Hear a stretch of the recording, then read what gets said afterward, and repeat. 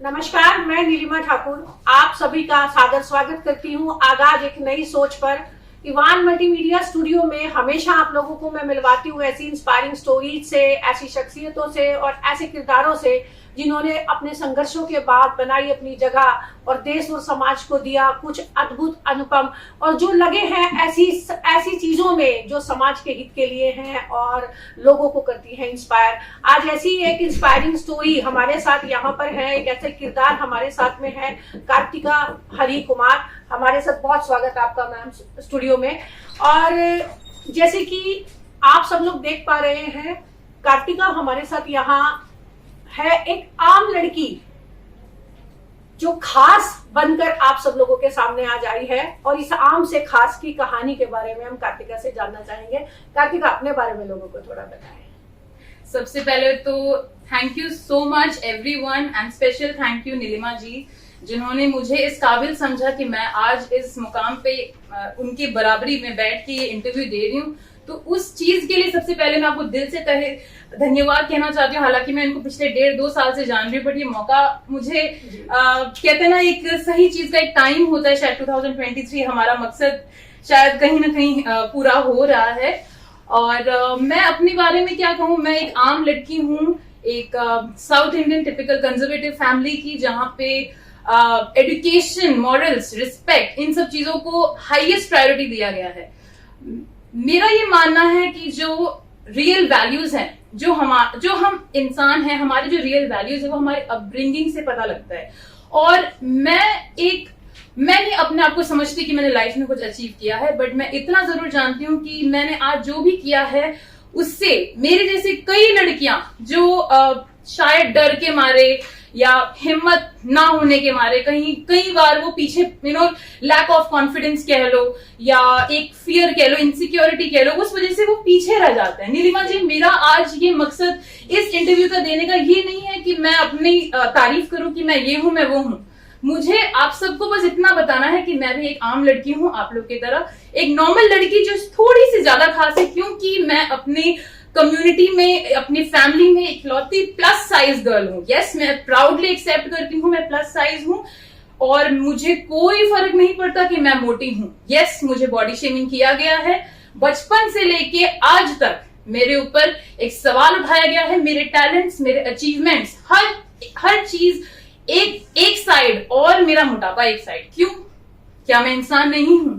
क्या मेरे टैलेंट्स आपके इंसानियत तक नहीं पहुंच सकते कि आज मुझे जज किया जाता है या मेरी जैसी और लड़कियों को जज किया जाता है कि यार अच्छा लड़की तो मोटी है, इसकी तो शादी नहीं हो सकती। क्यों? क्या आप में से किसी ने मेरे जैसा एक्सपीरियंस फेस किया है? तो मैं आज ये बताने आई हूँ कि मैं कौन हूँ। बिल्कुल, और कार्तिका की इस बात से मैं बहुत इत्तेफाक रखती हूँ, क्योंकि अक्सर बहुत सारी जगह पर ऐसा हुआ है कि जब कार्तिका, आपने भी देखा होगा कि एक लड़का शादी के लिए लड़की देखने जाता है तो सबसे पहले भारतीय सामाजिक दृष्टिकोण और सोच जो है, जो आदमी के माइंड की है कि उसको लड़की अपने हिसाब में किस तरीके से चाहिए। तो कई बार आपके साथ भी ऐसी चीजें हुई होंगी, तो बताएं कि किस तरह आपने उस चीज को फेस किया। जी, पहले तो मैं ये कहना चाहती हूँ कि जो परिवर्तन, जो चेंजेस है, लाइफ में चेंजेस आना बहुत ज्यादा जरूरी है। मैं ये नहीं कह रही फिजिकल शारीरिक चेंजेस या आप अपने आप को ट्रांसफॉर्म कर रहे हो, चेंजेस इन द सेंस आपके माइंडसेट में भी। एक वक्त था जब मैं अकेले बंद कमरे में अपनी इमोशंस, अपने आंसू को कंट्रोल करके, मैं समझ नहीं आता था कि मुझे किसके पास जाना है। क्या मैं सच में इस काबिल नहीं हूं कि लोग मुझे एक्सेप्ट नहीं कर रहे?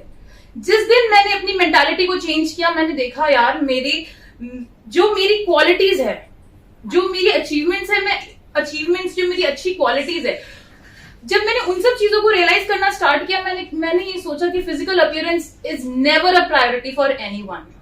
लाइफ में चाहे आपको आगे बढ़ना हो, चाहे वो करियर हो, चाहे वो शादी हो, चाहे वो रिश्ता, कहीं पे भी क्यों ना, एक इंसान का फिजिकल जो एट्रीब्यूट है, it doesn't matter anywhere. Your self confidence, your talent, the way you are, your character speaks, your moral speaks, everything. And मैं उस चीज में बिलीव करती हूँ। और मेरा ये कहना है नीलिमा जी कि क्यों लड़कियों को, खासकर मोटी लड़कियों को टारगेट किया जाता है कि आप अपना वजन कम करो। यार, हमें पता है हम मोटे हैं, we are fine with it. आप अपनी लाइफ में फोकस करो ना। मैं मोटी हूं बट मैं हेल्दी भी हूं, मैं जिम जाती हूँ, मैंने अपने ट्रांसफॉर्मेशन किया है, मैं हर तरह की चैलेंजेस अपनाने को तैयार हूँ, पर क्यों मुझे आज समाज में क्यों मुझे जज किया जाता है कि यार तू पतली हो जा, तुझे लड़का नहीं मिले। ये मैं अपनी बात नहीं कर रही, मैं इन जनरल उन सब महिलाओं की बात कर रही हूँ। अच्छा, एक क्वेश्चन है मुझे नीलिमा जी, बाय द वे। अच्छा, लड़कियां शादी के बाद तो मोटी हो जाती हैं, तब क्या तुम लोग क्या उनको, लड़कियों को क्या अपने घर परिवार में छोड़ आते हो क्या? और ये बिल्कुल सही बात है, क्योंकि अक्सर आपने देखा है कि बच्चे पैदा होने के बाद अधिकतर जो 28 वाली फिगर वाली भी लड़कियां होती है वो भी 32-34 तक पहुंच जाती है। तो उसके बाद जब आप उनको अपने घर से बाहर नहीं करते या उसके बाद भी वो आपकी फैमिली का हिस्सा है, तो आपके सामने ये चीज क्यों होती है कि जब भी आप शादी करने जा रहे हैं तो आपको एक ऐसी लड़की चाहिए, ना आप उसका टैलेंट देखते हैं, ना आप उसका हुनर देख रहे हैं, ना आप उसकी काबिलियत देख रहे हैं, बस आप देख रहे हैं कि लड़की दिखने में अच्छी नहीं है और हमने उसको बोल दिया मोटी। तो ये मोटी सब तो आपके साथ बचपन से, आपने बताया कि आपने बहुत बार इसकी वजह से आप रोई भी है। लेकिन आज जहाँ कार्तिका को लोग देखते हैं, आज जहाँ कार्तिका के ब्लॉग्स के लिए लोग पेड असाइनमेंट्स पे उसको बुलाते हैं, आज जहाँ कार्तिका की एक ब्लॉग के लिए लोग उसको हजारों और पैसे रुपए देने के लिए तैयार हैं, तो ये जो सफर रहा कार्तिका, इस पर कितना आप थोड़ी रोशनी डालिए। पहली बात तो मुझे इस चीज, ये एक रियलाइजेशन कि मैं आई एम वर्थ इट, इस चीज को समझने के लिए मुझे बहुत टाइम लगा। मैं भी आप में से वो लड़की हूँ जो शायद 15-18 के साल में शायद किसी ना भी कह दिया अरे मोटी जा रही है, अरे भैंस जा रही है, अरे यार सांड, इन सारे वर्ड्स को मैं ओपनली आज कैमरा पे बोलती हूँ, क्योंकि ये सब वही वर्ड्स हैं जो मैंने अपनी जर्नी में फेस किया है। और इस चीज से बाहर निकलने के लिए सबसे पहले मैं आज सबके सामने मैं अपनी पूरी क्रेडिट अपनी फैमिली को देती हूँ, अब मेरे पेरेंट्स को देती हूँ, जो मेरे मदर एंड मेरे फादर जो इतने सपोर्टिव है, मेरे हर चीज को उन्होंने अप्रिशिएट किया है। और मैं समझती हूँ कि मैं एक जस्ट जरिया हूँ आप सबके लिए, जो मेरा रियल पावर है वो मैं खुद हूँ। और ये मैंने 2019 कोविड के टाइम पे एनालाइज किया नीलिमा जी। कोविड ने हमें बहुत कुछ सिखाया, स्पेशली अगर मैं अपनी बात करूं तो मैंने ये देखा कि जो मैं हूं, मैं रियल में कौन हूं, मैंने अपने आप को पहचाना। मैं एक पर्पस के लिए आई हूं, everyone is there for a purpose. मैंने आज अपने पर्पस को समझा, मैंने जाना कि मेरा जो रियल मोटिवेशन है वो क्या है, कि मेरे जैसे आप करोड़ों लोग जो आज इस मुकाम पे हैं, या शायद वो डर रहे हैं कि मैं कैसे अपनी बात को लाऊं। हाँ, मैं मोटी हूं, बोल के दिखाओ मैं मोटी हूं, मुझे कोई फर्क नहीं पड़ता। जिस दिन मैंने ये मेंटालिटी को अपनाया, मैंने देखा कि मैं जिंदगी बहुत अच्छी तरीके से जी रही हूँ और बहुत सारी चीजें क्लियर हो गई और फिर दूसरों की बात से फर्क पड़ना बंद हो गया। और उस कार्तिका ने फिर कार्तिका का दूसरा एक जो रूप बनाया, वो आज आप सब लोगों के सामने एक इन्फ्लुएंसर के तौर पर मौजूद है। आज उसके हजारों फॉलोअर्स हैं और वो इंस्टाग्राम पर बहुत अच्छे प्रोफाइलों में उसका नाम गिना जाता है। तो कार्तिका, एक अभी तो हम बात कर रहे थे जर्नी की, लेकिन अभी पीछे थोड़ा सा सवालों का रुख मोड़ते हैं। अभी पीछे आप केरला से बिलोंग करती हैं जी। अभी पीछे केरला स्टोरी करके एक फिल्म आई जिसमें बहुत सारी चीजों को दिखाया गया। देखिए, मैं आपसे ना तो ये धार्मिक सवाल कर रही हूँ ना राजनीति सवाल कर रही हूँ, मैं आपसे एक सवाल कर रही हूँ क्योंकि उसमें लड़कियों के बारे में बहुत सारी बात थी। और जैसे कि मैंने सुना है, समझा है, जाना है कि जो केरला है वो बहुत ही एजुकेटेड, देश की सबसे एजुकेटेड जो स्टेट है वो है। तो आप अपने उस क्षेत्र के बारे में और उस एजुकेशन के बारे में लोगों को क्या कहना चाहेंगी, ताकि ऐसे मिथ क्रिएट ना हो, ऐसी चीजें क्रिएट ना हो, क्योंकि हिंदुस्तान के सांस्कृतिक कल्चर के बारे में चीज कही जाती है कि यहाँ बड़े समरस से सब लोग रहते हैं। तो उसके बारे में आप बताएं। जी, सबसे पहले तो थैंक यू नीलिमा जी। ये ऐसा क्वेश्चन है, बहुत डेयरिंग क्वेश्चन है, जो कई लोग इसको सोच समझ के जवाब देते कि हम किसमें क्या बोले, हम कहीं फंस न जाए या कंट्रोवर्सी ना क्रिएट हो जाए। मेरा मानना है, आपने जो मुद्दा उठाया एजुकेशन, मैं इस पे थोड़ा लाइट देना चाहती हूँ। What is education? Education is something that makes you as a true person, that makes you believe आप हो कौन। एजुकेशन किताब बुक्स पढ़ने में एजुकेशन नहीं होता। एजुकेशन इंसान का कैरेक्टर होता है। Character doesn't mean in a bad way, character means your true essence of who you are. आपकी वाणी, आप दो लोगों से कैसे बात करते हो, आपकी वजह से सामने वाला क्या इम्पैक्ट पड़ता है, that is education. Knowing what is education and implementing in real life, that is exactly what education matters. School में, कॉलेज में हमें जो पढ़ाया जाता है वो सब चीजें, चाहे आज एक इंसान कितना भी क्यों ना सक्सेसफुल हो, बट अगर उसने उस एजुकेशन का रियल लाइफ में इम्प्लीमेंट नहीं किया, मेरा ऐसा मानना है वो education is a biggest failure, क्योंकि उसने उस चीज को जिंदगी में अपनाया है। बिल्कुल कार्तिक, और वही बात होती है कि हम जिस देश की संस्कृति में है वहां पर तो संस्कार पहले आता है, शिक्षा उसके बाद आता है। बिल्कुल, तो वही चीज है कार्तिका जैसे बता रही है कि अपनी मोरल को, अपनी वैल्यूज को अगर हमने रखा है, तो वही केरला स्टोरी वाली सब्जेक्ट पर भी वही बात आती है कि कहीं पर भी अगर हम कह रहे हैं कि कोई सबसे शिक्षित प्रदेश है और उसके बारे में फिर हम ऐसे बात कर रहे हैं, तो बिना रियलिटी को जाने, बिना फैक्ट चेक किए आप कुछ भी बोल रहे हैं, कहीं भी बात करें, तो ये तो जो लव जिहाद और जो सब्जेक्ट्स हैं ये तो दूसरे स्टेट्स में भी है। अभी देहरादून का एक किस्सा भी, जर्नलिस्ट मुझे ये चीजें ज्यादा पता होती है। अभी आया वहाँ 2 भाइयों ने ऑलरेडी कि भाई नाम बदल कर हिंदू बने हुए थे और वहां पर उनका शादी करने के लिए धर्म परिवर्तन वाली बात हुई। तो कार्तिका, आपके साथ हजारों लाखों लोग जुड़े हैं, आपके साथ बहुत सारे नए यंगस्टर्स जुड़े हैं, ब्रांड्स जुड़े हैं, आप रेगुलर बहुत सारी चीजों में समाज की चीजों से जुड़ी रहती है। बट आपका एक और फेज है, आपका एक फेज है जो आपके भीतर कहीं एक समाज सेवा को बहुत चीजों में रिफ्लेक्ट करता है।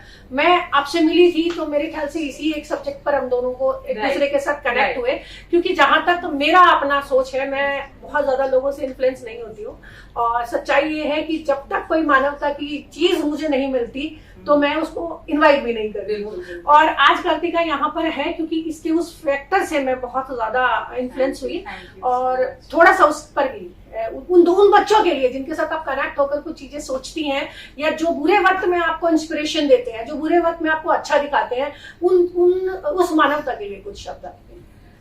पहली बात तो जैसे जैसे मैंने ग्रो आफ्टर 18, पहले तो लाइक वी ऑल लर्न, हम अपने हर एज में कुछ ना कुछ सीखते हैं, और मेरी जो पिछले 2-3 साल में जो मेरी लर्निंग रही है वो मेरे बैड टाइम से ज्यादा मुझे जिंदगी में जो मुझे असलियत जो मुझे समझ आया कि मेरे अपने कौन है, मेरे बुरे वक्त में मेरी रियल स्ट्रेंथ कौन है, वो सब चीजें मैंने पिछले 2-3 साल में फेस किया। मैं ये नहीं कहती उससे पहले मैंने नहीं किया, बट 2-3 इयर्स में मेरे बैक टू बैक फेलियर्स मैंने देखा। बैक टू बैक मुझे जहां मैं सक्सेस मतलब पीक तक पहुंच गई थी, वहां मुझे कहता ना, मुझे एकदम से मुझे ड्रॉबैक मिला, मैं वो चीज कर नहीं पाई। तब मैंने ये देखा कि जो आपने जैसे बात किया नीलिमा जी, सोशल सर्विस या सोशल एक मानवता के लिए जो ह्यूमैनिटेरियन ग्राउंड है, एक्चुअली मेरे प्रोफाइल में भी जब मैंने अपना इन्फ्लुएंसिंग स्टार्ट किया था, सबसे पहला इंपॉर्टेंस मैंने इसी चीज को दिया था कि मैं एक ह्यूमैनिटी लवर हूँ। ह्यूमैनिटी लवर को मैं एक्सप्लेन करना चाहती हूँ, ये नहीं कि किसी ने मुझसे सामने से बोल दिया अरे दीदी मेरी हेल्प करो ना, वो नहीं होता। ह्यूमैनिटी इज जब आपको वाकई में लगे कि यार उसकी मजबूरी है, वो किसी ऐसी कंडीशन में है, तो मेरी ये भावना ने मुझे कहीं ना कहीं आपसे जोड़ा, क्योंकि मैं बहुत एनजीओज में मैं गई हूँ, बट मेरा मानना है कि कोई भी एनजीओ हो, कोई भी समाज जो समाज के लिए काम करता हो, वो पूरे सच्चे मन से उस समाज के लिए, उस व्यक्तित्व के लिए खड़ा होना चाहिए, ना कि सिर्फ एक टैग लेके रहना चाहिए। तो मुझे नीलिमा जी के थ्रू मुझे ये अच्छा लगा कि इनकी जितने भी मैंने अचीवमेंट्स देखे, जितने भी मैंने इनके जर्नल्स पढ़े, उनमें कहीं भी मुझे एक एटीट्यूड नहीं दिखा, एक ईगो नहीं दिखा। उन्होंने हमेशा अपने से ऊपर बाकी लोगों को रखा। तो मेरी ये क्वालिटी ने मुझे फील करवाया कि अच्छा हमारे थॉट सेम है। बिल्कुल, तो इसी वजह से मैं आज सबके सामने हूँ। ये आपका बहुत बहुत आभार मैं कहूंगी आपके अच्छे शब्दों के लिए। और सबसे बड़ी बात मैं यही कहना चाहूंगी कि जब आपके साथ एक मानवता, सबसे बड़ा धर्म है इंसान को इंसान से जोड़ने का, और ये सबसे पहला माध्यम है ईश्वर से हम लोगों की कनेक्टिविटी का।